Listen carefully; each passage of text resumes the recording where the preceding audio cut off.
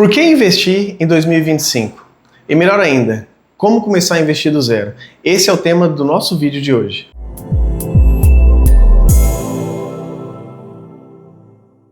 Olá investidores, tudo bem? Meu nome é Everton, seja muito bem-vindo ao canal EK Invest. Lembrando que o propósito do nosso canal é trazer para vocês forma de investimento que sejam segura, simples e o mais descomplicado possível, mesmo que vocês nunca tenham tido qualquer contato com investimento. Hoje eu vou trazer para vocês 3 motivos de por que começar a investir e investir o mais cedo possível. O primeiro deles é a inflação. Você tem percebido que a cada dia, a cada tempo que passa, o nosso poder de compra vem diminuindo. Olha o preço do café, olha o preço da carne, olha o preço dos alimentos. A cada dia estão mais caros. Basicamente, a inflação ela se dá devido ao aumento dos produtos e serviços produzidos no país. E por causa desses aumentos, existe uma descorrelação entre a oferta e a demanda. E isso faz com que a gente tenha cada vez menos poder de compra, ou seja, toda a compra que nós fazemos com o mesmo valor, se nós utilizarmos o mesmo valor para fazer a compra, cada vez menos terá menos produto na nossa cesta de compras.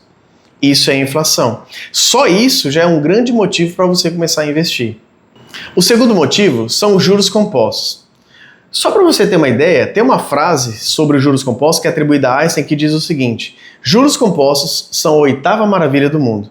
Não se sabe se foi realmente ele que disse, mas essa é uma frase bem impactante, bem forte, não é? Os juros compostos, basicamente, é juros sobre juros. É você fazer o seu investimento de forma que o rendimento do seu investimento, ele tem um juros sobre juros em cima dele para que ele possa render muito a longo prazo. Você quer ver um exemplo? Suponha que você tenha 100 mil reais investido. É claro que é um valor alto, mas é só para efeito didático. E vamos supor que no ano você tenha 10% em cima desse valor. Então no final do ano, de 100 você vai ter 110 mil reais. E isso significa dizer o quê? Que no próximo ano você vai ter 120? Não. É aí que entra o pulo do gato em relação aos juros compostos. Os juros compostos é juros sobre juros, ou seja, os juros agora dos 10% não vai ser mais em cima de 100 mil reais, mas sim em cima dos 110 mil reais. Vamos ver quanto que vai ficar? Então mais 10% de juros, você não vai ter 120 mil, você vai ter 121 mil. E assim por diante, se a gente somar mais 10% aqui, você não vai ter 130 mil, você vai ter 133.100. Entende? Você consegue entender a diferença dos juros compostos para os juros simples? Imagina esse valor rendendo a longo prazo. Ele começa assim e lá no final ele está bem alto. Ele vai exponencialmente para cima. Então os juros compostos é um grande motivo para a gente começar a investir. O terceiro motivo é a liberdade financeira. A tão sonhada liberdade financeira. O que seria liberdade financeira? A liberdade financeira é quando você, o próprio nome já diz, é uma liberdade que você tem financeiramente. Ou seja, é quando os seus investimentos já geram renda suficiente para cobrir todas as suas necessidades e as necessidades da sua família. Então, quando você chegar na sua liberdade financeira, significa dizer que você vai optar se você quer continuar trabalhando ou não. Por quê? Porque se você não trabalhar, não tem problema, porque os seus rendimentos já estão sendo suficientes para você e para toda a sua família. Bacana, não é? Então esse é um grande motivador de por que começar a investir. Agora vamos para a segunda parte do vídeo, que é como começar a investir do zero. Então qual que é a primeira coisa que a gente precisa fazer? Olhar para as nossas finanças, regularizar as nossas finanças. Então para você começar do zero, você precisa ter um valor que sobre do seu salário. Então você tem o seu salário, aí você pega o seu salário e você usa o seu salário para suas necessidades do dia a dia. Você paga água, luz, alimentação, aluguel. E parte desse salário precisa sobrar para você começar a investir. Talvez você diga assim, Everton, mas eu não tenho nada para começar a investir. Todo o meu salário já está compromissado. Bom, se isso estiver ocorrendo, então você precisa pegar o seu salário com calma, colocar no papel. E vou te dar uma dica, você vai dividir o papel no meio e vai escrever despesas necessárias e despesas desnecessárias. Então você vai pegar aquilo que você ganha e tudo aquilo que você gasta, tudo que você tem que gastar. Então nas suas despesas necessárias, você vai colocar tudo aquilo que é extremamente necessário, como pagar aluguel, comprar a alimentação, comprar roupa, pagar a energia, pagar conta de gás e assim por diante. E do outro lado você vai colocar tudo aquilo que é desnecessário. Quando a gente diz que é desnecessário, Não quer dizer que seja totalmente desnecessário, mas às vezes é um gasto que você tem a mais e que você não precisaria gastar. Por exemplo, se você sai 5 ou 10 vezes no mês para comer um lanche, para comer alguma coisa com a sua família, você pode diminuir essa quantidade de vezes que você sai e guardar um pouquinho para você começar a investir. Por exemplo, ou então se na sua casa você tem várias assinaturas de streaming, por exemplo, Netflix, Prime, HBO e outras, você pode talvez tentar diminuir algumas e a partir daí vai sobrar um pouquinho de valor para você. Basicamente foi o que eu fiz com a minha esposa. Então quando a gente foi cortar nossos gastos, tudo praticamente era necessário. E a gente cortou um pouco das assinaturas, então começou a sobrar um valor pra gente, porque nós tínhamos tudo aqui, Netflix, Prime Video, HBO, Star+, Disney, né? Então, a gente começou a perceber que as nossas filhas assistiam mais animes e séries da Netflix, então resolvemos cortar tudo e ficar só com a Prime Video e a Netflix. Então, a partir desse momento, começou a sobrar um pouquinho mais para começar a investir. Então, o primeiro passo é você verificar suas finanças, verificar os seus gastos necessários e desnecessários e tentar fazer sobrar um pouquinho do valor do seu pagamento. Sobrando um pouquinho do valor do seu pagamento, você vai começar então a fazer um investimento. Tá, o segundo passo é a reserva de emergência. Então, assim que você resolveu suas finanças e começou a sobrar um valor do seu pagamento, você vai fazer a chamada reserva de emergência. Para que serve a reserva de emergência? Como o próprio nome já diz, é uma reserva para futuras emergências. Então, se você bater seu carro, bater sua moto, ou alguém da sua família ficar doente, você vai ter uma reserva de emergência para suprir esse problema.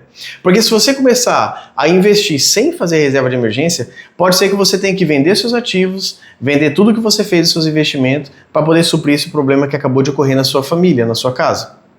E isso não é viável. Depois você vai ter que começar do zero. Então você perdeu todo o efeito dos juros compostos dos seus investimentos. Então o primeiro passo é criar sua reserva de emergência. Ah, Everton, mas aonde que eu vou criar essa reserva de emergência? Aonde que eu vou guardar? Na poupança? Não. Por que eu falo não? Porque hoje nós temos bancos digitais, tá? Como o Nubank, Rico e outros, que eles têm caixinhas que você pode guardar. Essa caixinha funciona como uma poupança. Mas qual que é a diferença? Nessa caixinha, o valor que você coloca ali para investir, ele rende 100% do CDI. Ou seja, ele rende o equivalente à taxa Selic hoje. Então, por exemplo, a poupança ela vai render a média de 5% a 7% ao ano. E isso quase equivale à inflação. Ou seja, se você deixar o seu dinheiro rendendo na poupança, o ganho real que você vai ter no ano é muito pouco, porque a inflação vai corroer quase tudo. Mas se você deixar, por exemplo, na caixinha do Nubank ou em qualquer outro banco que rende 100% do CDI, o seu rendimento com certeza vai ser maior. Mas pode ficar tranquilo e despreocupado que nos próximos vídeos nós vamos detalhar um pouquinho a diferença de como investir em poupança, como investir no Tesouro Direto e assim por diante. Pode ficar tranquilo.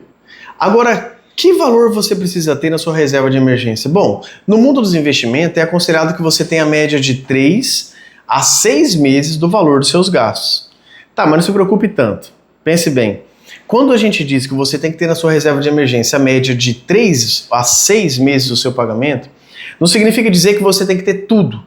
Por exemplo, se você ganha 3 mil reais, você tem que ter 3 meses de 3 mil reais, tipo 9 mil reais. Não, você tem que ter pelo menos 3 meses dos seus gastos, porque pode ser que você ganhe a média de 3 mil reais, mas gaste 2 com gastos necessários e o outro 1.000 você gaste com gastos desnecessários. Então você precisa colocar na ponta da caneta todos os seus gastos necessários, verificar o valor que vai dar e você tem que ter em média de 3 a 6 meses desse valor na reserva de emergência. Ah, Everton, então isso significa que se eu ganho um salário mínimo, tipo a média de R$ 1.500, eu preciso ter no mínimo R$ 4.500? Isso, exatamente. Se você ganha um salário e todo o seu salário é usado para gastos necessários, você precisa ter uma média de 3 a 6 meses desses gastos. Para qualquer problema que for surgir, você tem como usar da emergência para poder suprir esse problema que surgiu. Se você ficar desempregado, você tem um valor para poder te sustentar pelos próximos 3 ou a 6 meses. Então, agora que você já conseguiu controlar suas finanças e guardar um pouquinho e realizou sua reserva de emergência, agora a gente pode partir para o investimento propriamente dito. E o investimento, nós podemos dividir ele em 2, renda fixa e renda variável. Na renda fixa, nós temos, a exemplo de renda fixa, Tesouro Direto e CDBs. E na renda variável nós temos ações, fundos imobiliários, ETFs e tudo mais. A principal diferença dos dois é segurança, risco e retorno. A renda fixa, por exemplo, ela tem maior segurança e menor risco. Só que o seu retorno é um pouquinho menor do que da renda variável. A renda variável ela tem maior risco, menos segurança, só que o seu potencial de retorno é maior do que o da renda fixa. Com o tempo, nós iremos falar mais um pouco aqui sobre o que é renda fixa e sobre o que é renda variável. E assim tentar te ajudar ao máximo a fazer os seus investimentos. Se gostou do vídeo de hoje, então deixa um like para nos ajudar, se inscreve no canal e até o próximo vídeo.